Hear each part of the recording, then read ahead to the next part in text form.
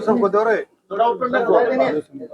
मोदी जी को जय श्री राम, जय श्री राम, जय श्री राम। मोदी जी को जय श्री राम, जय श्री राम, जय श्री राम। नायब जी को जय श्री राम, जय श्री राम, जय श्री राम। अरविंद जी को श्री राम, जय श्री राम। अरविंद जी को जय श्री राम, जय श्री राम, जय श्री राम। खट्टर जी को जय श्री राम, जय श्री राम, जय श्री राम, जय श्री राम, जय श्री राम, जय श्री।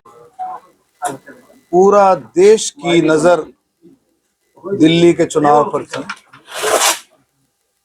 और वो खुद ही कहते थे, आतिशी और केजरीवाल खुद कहते थे ये धर्म और अधर्म की लड़ाई। आपने सुना भी होगा, खुद ही कहते थे, खुद ही रुके मार मार कर कहते थे।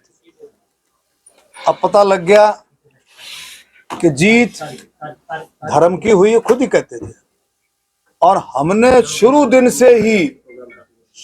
से ही इस बात के बारे में हम पुख्ता थे, चुनाव शुरू भी नहीं हुआ था कि 100% मेरी स्टेटमेंट थी, 100% भारतीय जनता पार्टी की सरकार बनेगी, डबल इंजन की सरकार बनेगी। अरविंद जी को जय श्री राम, डबल इंजन की सरकार बनेगी। और भाई ये भारतीय जनता पार्टी, मोदी जी की नेतृत्व, उसका कमाल है। ये मोदी जी के नेतृत्व की जीत है बिल्कुल। और केजरीवाल की झूठ की, केजरीवाल के भ्रष्टाचार की, केजरीवाल को लोगों को बहकाने की, ये उनकी हार है। और मोदी जी की सच्चाई की, मोदी जी की नीतियों की, विकसित भारत का संकल्प लिए मोदी जी आगे बढ़ रहे हैं। हर एक देशवासी इस बात को समझता है। और ये सबसे बड़ी जीत है मोदी जी की गारंटी की। जिस तरह से हरियाणा में तीसरी बार सरकार बनी थी, कि जो मोदी जी ने जो कहा, जो खट्टर साहब ने जो कहा और नायब सैनी जी ने जो कहा, उसको करके दिखाया उन 5 सालों में। ये सबसे बड़ी जीत हरियाणा की ये थी। और फिर लोगों ने देख लिया, लोगों ने डबल इंजन की सरकार का हरियाणा में मजा लिया है।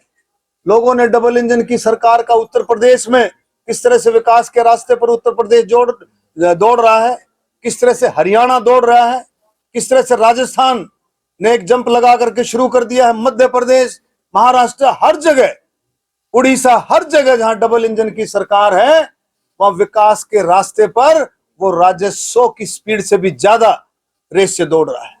तो लोगों ने मन बना लिया था और लोगों की जीत है, 36 बिरादरी की, सबकी, उनके विश्वास की जीत है और मोदी जी की गारंटी की जीत है। और एक और इसमें मैं जोड़ता हूं कि जिस तरह से नायब सैनी जी ने, जिस तरह से उसने माँ गंगा, माँ यमुना का अपमान किया, उसने कहा, 2020 में कहा केजरीवाल ने, अगर मैं यमुना नदी की, माँ यमुना की सफाई नहीं कर पाया तो मैं वोट मांगने नहीं आऊंगा।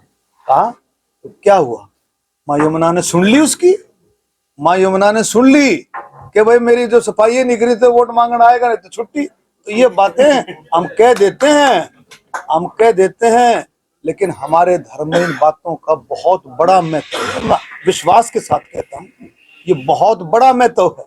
अब जो लोग बाग महाकुंभ में डुबकी लगाने जा रहे हैं और जो विपक्ष वाले किस तरह का कटाक्ष करते हैं, उनको पता नहीं है कि देश कितना आस्थामयी देश है, देश की परंपरा है, देश की माँ यमुना, माँ गंगा, माँ सरस्वती, त्रिवेणी का स्नान, तो भाई उसका महत्व तो सदियों से चला रहा है, जिसका कोई मुकाबला नहीं है। जिसने भी डुबकी लगाई या जिसने वहां नहीं भी पहुंचा, लोगों ने क्या कर रखा है आपको पता है? अगर आप त्रिवेणी में स्नान करके आए और आपने जल ला करके 10 घरों में दे दिया, किसी को अगर एक बूंद भी अपने पानी में, बाल्टी में डाल करके नहा, उसको भी वही आस्था के साथ वो आगे बढ़ता है। तो मैं भाई नायब सैनी जी का भी, जिन्होंने बिल्कुल माँ यमुना पर जब प्रहार हुआ, जिस तरह से हरियाणा पर प्रहार हुआ, हमारे मुख्यमंत्री नायब सैनी जी ने कितना बड़ा कदम उठाया, पल्ला गांव में जाकर के माँ यमुना नदी के चरण छू करके जो आचमन किया, इससे बड़ा काम क्या हो सकता है। तो भाई ये जीत माननीय प्रधानमंत्री मोदी जी की और भाई नायब सैनी की इनमें सारा हरियाणा भी शामिल है, पूरा देश भी शामिल है।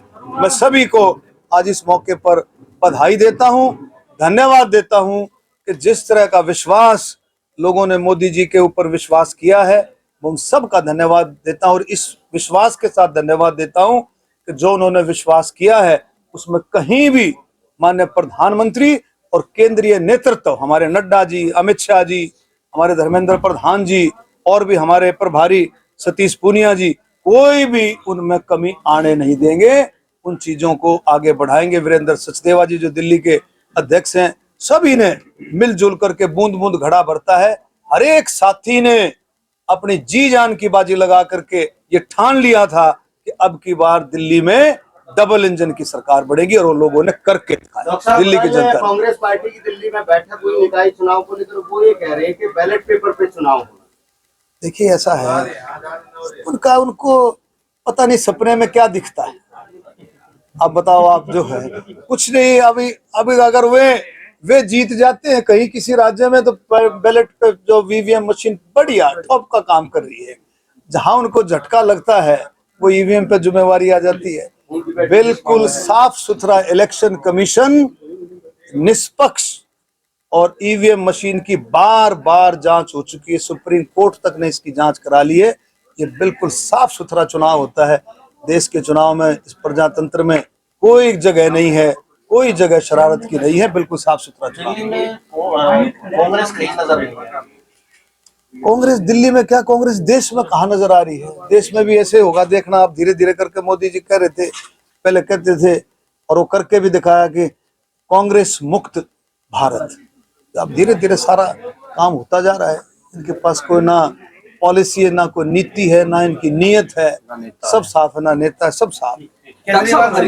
हरियाणा में भी काफी हलचल है। अनिल विज कभी बयान देते हैं बड़ौनी को इस्तीफा देना चाहिए, कभी वो नाराज होते हैं अंतरात्मा। आप भी मंत्री हैं। देखिए सारा सौदा, सारा सिस्टम ये पार्टी हाईकमांड का उसका है, सब बैठ करके बातचीत होगी, कोई बात नहीं। अच्छा, जिला बनाने की बात कई बार जिला बनाने की कमेटी बनी हुई है, वो चल रहा है। अभी सेंसस का काम जो है शुरू हो गया है, उसमें थोड़ा समय लगेगा, लेकिन निश्चित तौर पर जिला बनेगा। डॉक्टर साहब आज यहाँ पहुंचे हैं, आपने ऑफिस की भी। देखिए ऐसा है, ये तो आपको पता है, हमारे माननीय विदेश मंत्री जी ने लोकसभा, राज्यसभा में बहुत खोल करके बयान दिया है कि ये प्रोसेस है, ये जो पॉलिसी है उसके तहत ये सारा काम होता है। सारा बच्चों को क्या मैसेज देंगे आप, जो बच्चे बाहर जा रहे हैं? देखिए बच्चों को, देखो मैं बच्चों को नहीं, बच्चों को मैं बच्चे को ये मैसेज देना चाहता हूँ। देखो हर एक का अपना देखता है, और अब तो मैं आपको कहता हूँ, मोदी जी के नेतृत्व में जिस तरह के रास्ते देश के अंदर, अपने देश में जिस तरह के रास्ते खुले हैं नौजवानों के लिए, उसका कोई सानी नहीं है, उसका कोई भी मुकाबला नहीं है।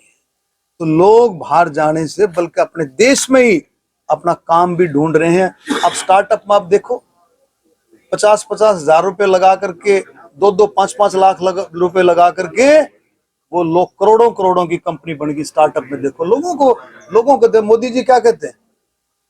इनोवेशन, रिफॉर्म एंड परफॉर्म, कहते हैं ना मोदी जी।